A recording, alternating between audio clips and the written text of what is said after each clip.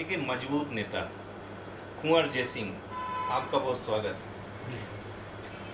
कुछ दस्तावेज हमारे हाथ में हैं, व्यक्तित्व एवं कृतित्व।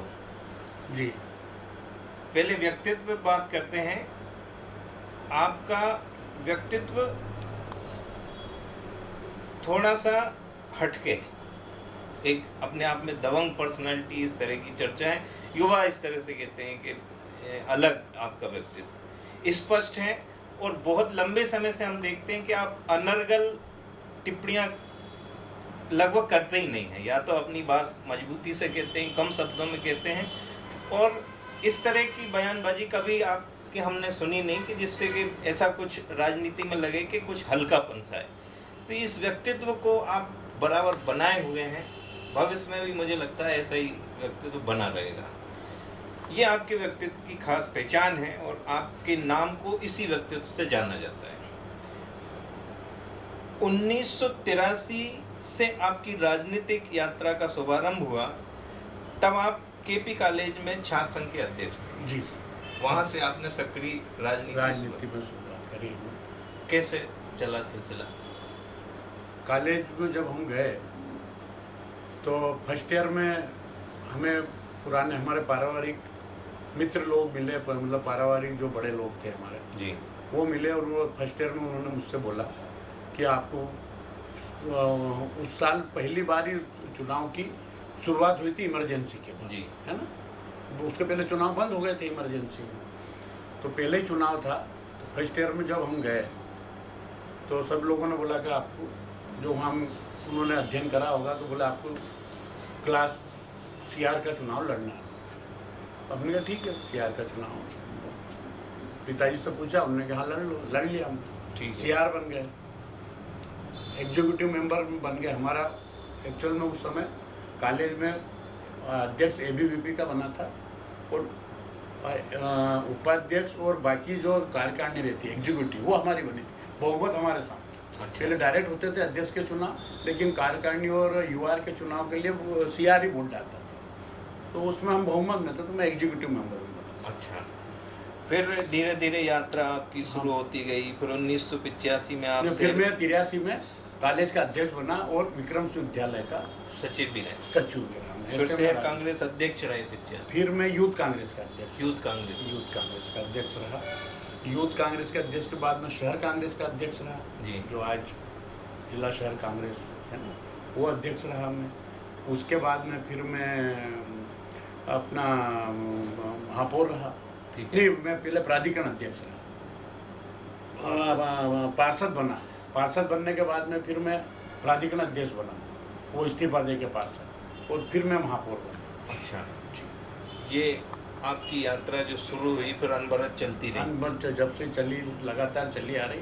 और जब से मैं जनसेवा, मैंने एक माध्यम रखा जनसेवा का। आप अगर उस समय यहाँ आते जी, तो पता लगता कि मैं किस तरह से जनसेवा करता था। मेरे हिसाब से तो मैं किसी की बुराई नहीं करना चाहता हूँ, लेकिन मैं यहाँ पर 24 घंटे मतलब लोगों से मैं संपर्क में रहता था, मिलता था। मेरे पास कम से कम प्राधिकरण कार्यकाल से लेके तो महापौर तक कम से कम 500 लोग डेली मेरे से मिलते थे, और मैं उनकी समस्या हल करता था। एवरेज 500 लोग, अच्छा। तांता लगा रहता था मेरे से मिलने वाला, काम कराने। हम दरअसल आज यहाँ पे शख्सियत कॉलम, शख्सियत जो हमारा एपिसोड है, उसको लेके यहाँ हम आपसे चर्चा करने के लिए उपस्थित हुए हैं।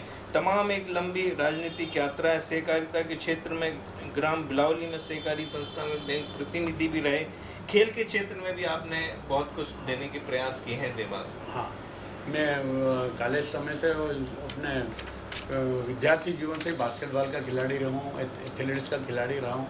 मैंने मध्य प्रदेश का नेतृत्व, मतलब प्रतिनिधित्व करा जी, तो शुरू से इन सब गतिविधियों में मैं इन्वॉल्व रहा। जब आप प्राधिकरण अध्यक्ष थे, तब कौन से बड़े कार्य आपको याद आते हैं विकास कार्यों के? मैं जब प्राधिकरण अध्यक्ष था तो सबसे बड़ा काम हमारा जो देवास में अपना जो सुपर मार्केट है, वो हमारे कार्यकाल की देन है। जो हमारा न्यू देवास बना, आवास नगर में जितने भी मकान बने, वो मेरे कार्यकाल की देन है। मुखर्जी नगर और नेहरू नगर में जितने भी हाउसिंग बने, मेरे कार्यकाल की देन है। अपने विकास नगर में जितने भी बने हैं सब मेरे कार्यकाल के देन हैं। महापौर अपने प्राधिकरण अध्यक्ष रहते हुए जो मैंने जो एक प्राधिकरण का जो उद्देश्य होता है कि लोगों को मकान की सुविधा दिलाना, सबसे मेन उद्देश्य हो रहता है कि शहरों में उसका व्यवस्थित बसाहट हो और लोगों को सस्ते में मकान मिले और सही अच्छे मकान मिले। तो हमने लगातार ये प्रयास करा कि लोगों को हम अच्छा मकान बना के दें। और मेरे समय में देवास का कार्यकाल इतना अच्छा रहा कि 3 साल लगातार जो हुड़कों के और हमारे जो नगरीय प्रशासन जो राज्य शहरी विकास मंत्रालय भारत शासन का, उसने मध्य प्रदेश अपने पूरे ऑल इंडिया में हमको फर्स्ट रैंकिंग दी। अच्छा। 3 साल लगातार ग्रीन चैनल उसको कहते थे। हमारे पास उसके रिकॉर्ड भी हैं, आप चाहो तो अखबारों में आया, उस समय इनाम मिला हमको, वो सब चीज़ें हैं। बड़े दुर्भाग्य की बात है कि उसके साथ में हमने विकास कार्य करे, झुग्गी झोपड़ी में भी हमने प्राधिकरण के माध्यम से विकास कार्य करे।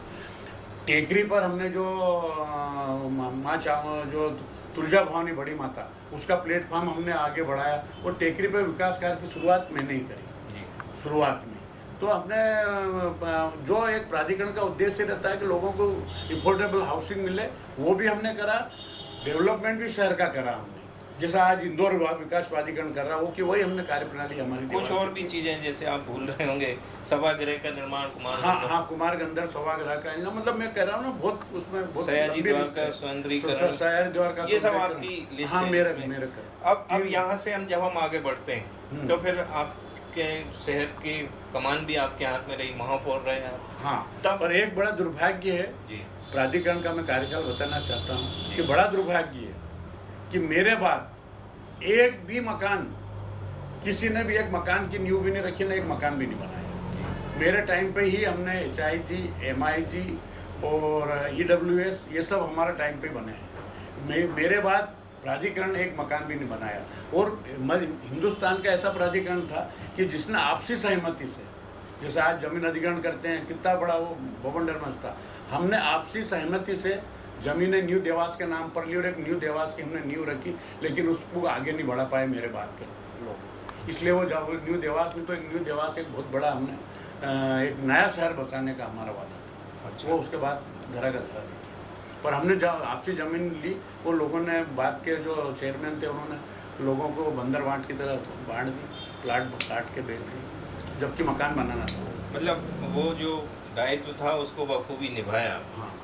अब हम बात कर लेते हैं महापौर के रूप में जब आपने सेवाएं दी शहर के लोगों को, तब बड़े विकास कार्य कौन से याद आते हैं? देखो, सबसे पहले तो हमने प्रण लिया था, मैंने वादा करा था कि मैं देवास की जनता को पानी पिलाऊंगा। और ये जो शिप्रा आवर्धन योजना है, सबसे पहले हमने उस पर काम करा। और आज भगवान की कृपा से देवास को पानी पिलाने का श्रेय सिर्फ और जय सिंह को जाता है। कोई कहीं भी बहस कर ले मेरे से, मैं ही शिप्रा आवर्धन योजना लाया हूँ, कोई चाहे कुछ भी कितना कर ले, क्योंकि मेरे टाइम के ही मंजूरी है ना।